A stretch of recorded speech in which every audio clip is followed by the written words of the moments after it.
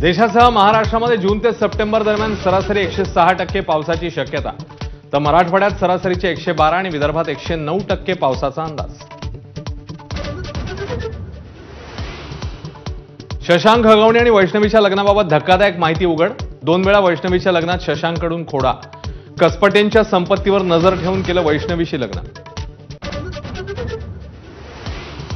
बडेजाव करण्यासाठी हगवणे कुटुंबाचा वैष्णवीच्या वडिलांवर दबाव. लग्नासाठी तब्बल 1.5 कोटींचा खर्च. रिसॉर्टचं भाडं 10 लाख तर स्टेजच्या सजावटीवर 22 लाखांची उधळपट्टी. कॅबिनेट मंत्री संजय शिरसाट यांच्या मुलाविरोधातले आरोप महिलेने घेतले मागे.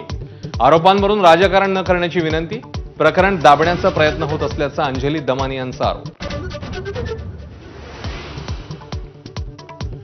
मुंबईच्या तुंबईला एकनाथ शिंदे आणि भाजप सरकार जबाबदार. आदित्य ठाकरेंचा हल्लाबोल. तर नुकसानग्रस्तांना भरपाई देण्याची मागणी. बुडालेल्या लोकांना तुम्ही किती मदत केलीत, नारायण राणेंचा सवाल.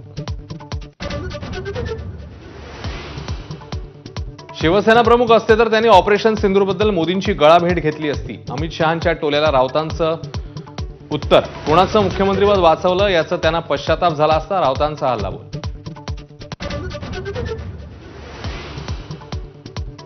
गृहमंत्री अमित शहांच्या हस्ते वर्षा बंगल्यावर छत्रपती संभाजी महाराज राज्य प्रेरणा गीत पुरस्कार वितरण.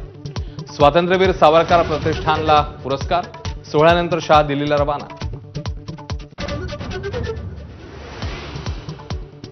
रायगडमधील कर्जतच्या फार्म हाऊसमध्ये सुरू असलेल्या ड्रग्ज कारखान्याचा पर्दाफाश. 3 महिन्यात 300 किलो ड्रग्ज बनवणाऱ्या आरोपींना बेड्या. पुढील तपास सुरू.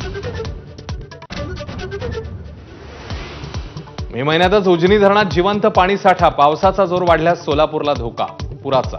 तर लातूरमध्ये तुफान पाऊस, सर्व रस्ते पाण्याखाली.